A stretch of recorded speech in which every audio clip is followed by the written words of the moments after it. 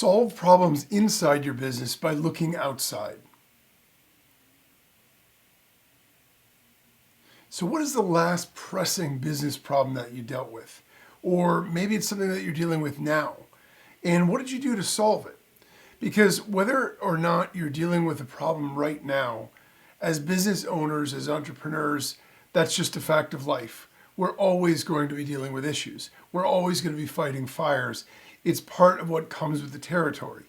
And, to be honest, despite the fact that we'd like to have no problems and have everything run smoothly all the time, there's some value in issues and challenges because it makes us, feel like we've done something. It makes us feel a sense of accomplishment when we overcome that. But regardless, whether we like them or not, problems are just par for the course. It's something we're going to have to deal with if we're going to be in business. And so we need a great way to be able to solve them. That's really the critical point here.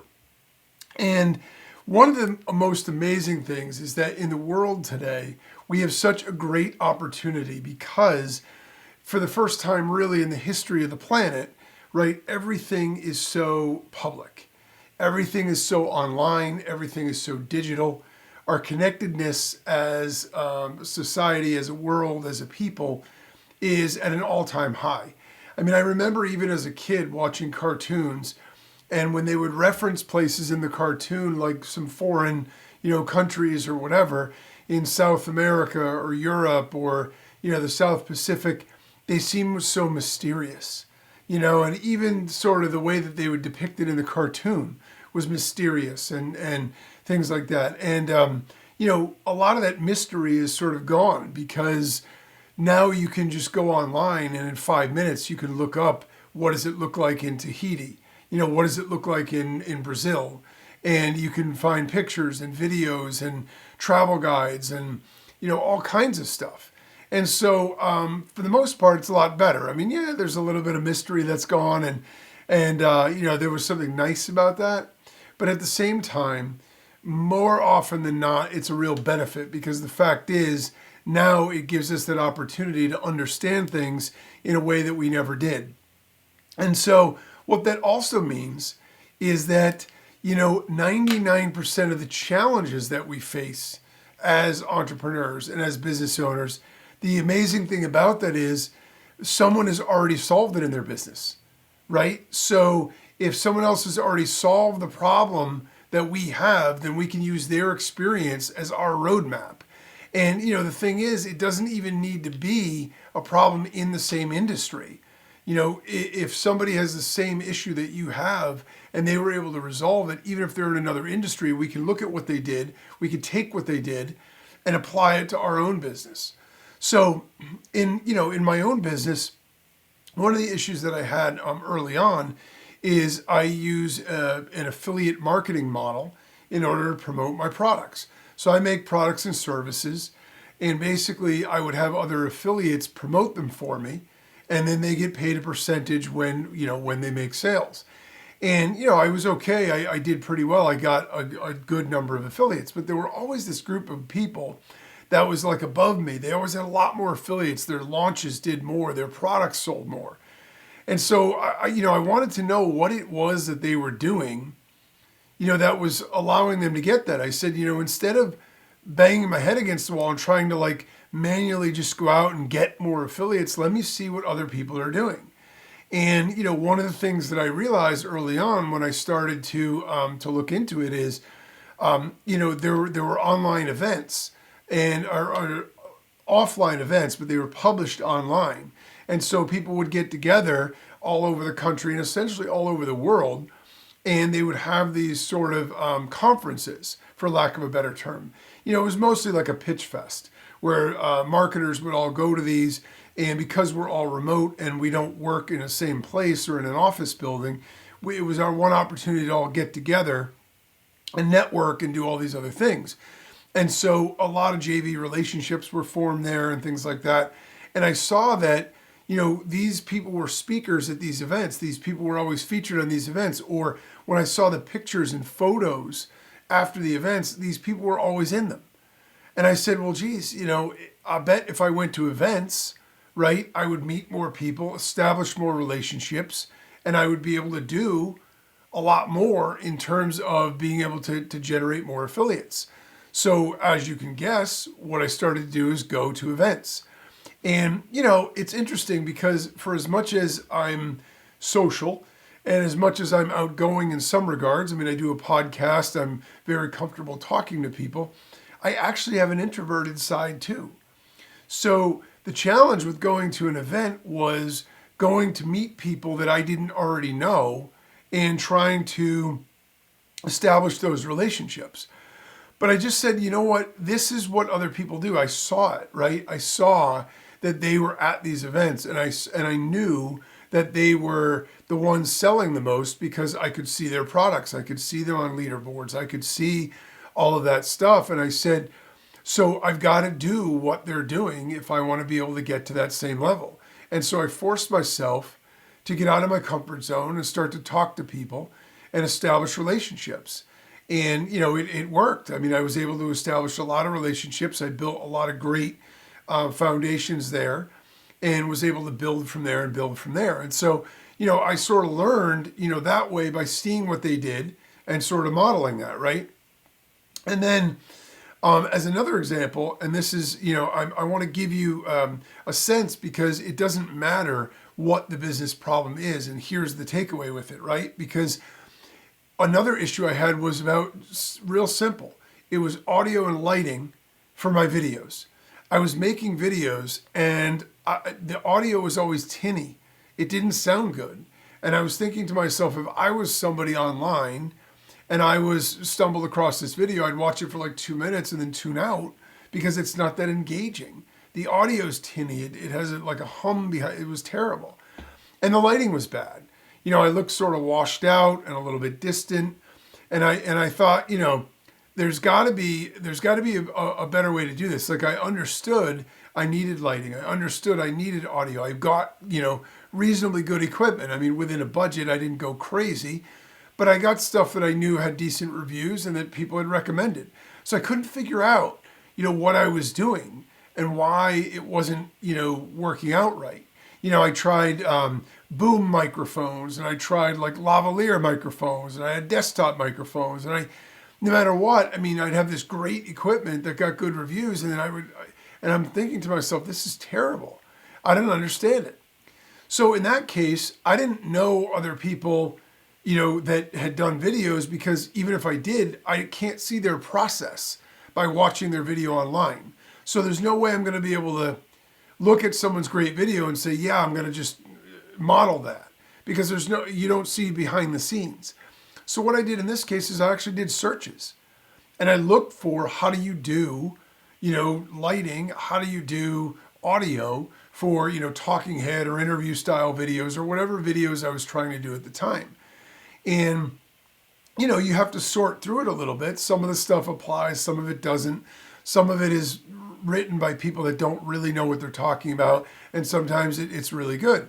But what I learned is I understood then how audio works in terms of a microphone, where you need to place it, what the difference is between turning the gain up or leaving the gain down, how you power a mic, whether it's a preamp or and I'm not going to bore you with technical details, but the point is I knew nothing about audio visual stuff, right?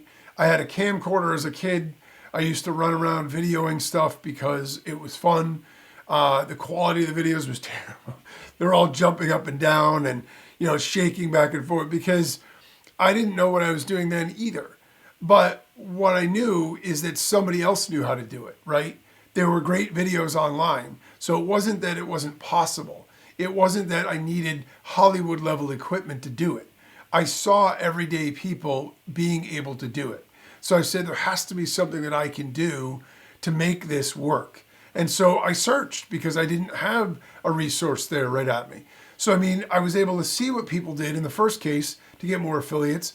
I was able to search and find answers when it came to the audio and lighting issue with videos. And then a third issue that I had, and this one was actually very recent, is I had an email marketing issue. So email marketing is a pretty big part of my, the business that I run. And we send out mails on a daily basis and we make sales from that with our, customer base and things like that. And what I noticed was a very, very sharp decline. It wasn't like gradual. I mean, lists erode and you need to constantly backfill them with new leads and you need to do all that kind of stuff. And that's totally normal on a normal sort of trajectory. So you expect some unsubscribes, some, degradation, if you will, of the list, the responsiveness, the clicks, the opens, and all that other stuff. This wasn't that. This was, I started sending mails out, and then all of a sudden, I was going from like whatever percent to like a tenth of that in terms of opens and clicks. And I thought, what the heck is going on? So I dug in a little bit because I never really paid that much attention to it. It was working. I just sort of let it go and assumed it was good. And what I found was one of my email services actually got shut off. And the irony is my reputation, sending reputation, was 99%. Everything was really healthy. But they apparently got some random complaint from something and they just shut me down, without really me having any option on what to do about it. So I had to fight to get that reinstated. But at the same time, across the board, all of my things had dropped. And so I didn't really know what was going on. So then I started to look into it and I realized that some of my things were blacklisted. I realized that some of my, email domains and things like that had been on shared servers and other people were sending out spam stuff and they got blacklisted. So, okay, I identified the problem, right? Now the issue is I've got to be able to fix it. Well, the problem is I tried.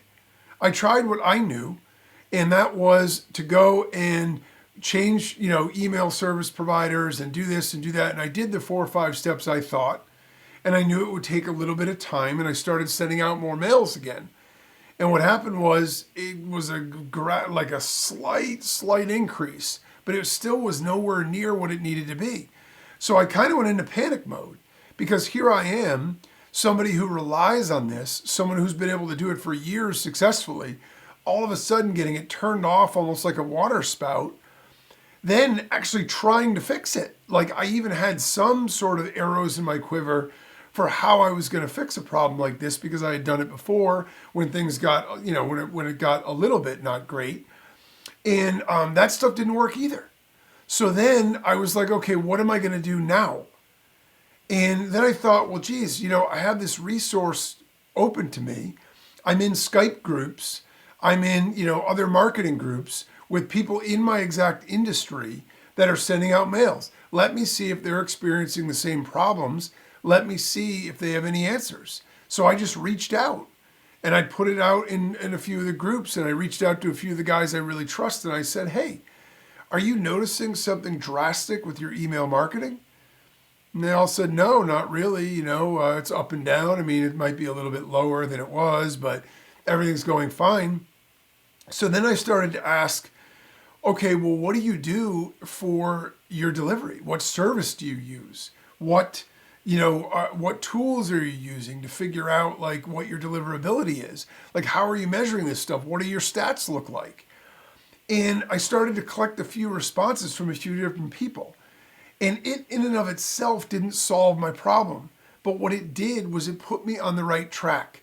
Because what it did was it let me understand that the problem that I had could be solved because other people weren't having it.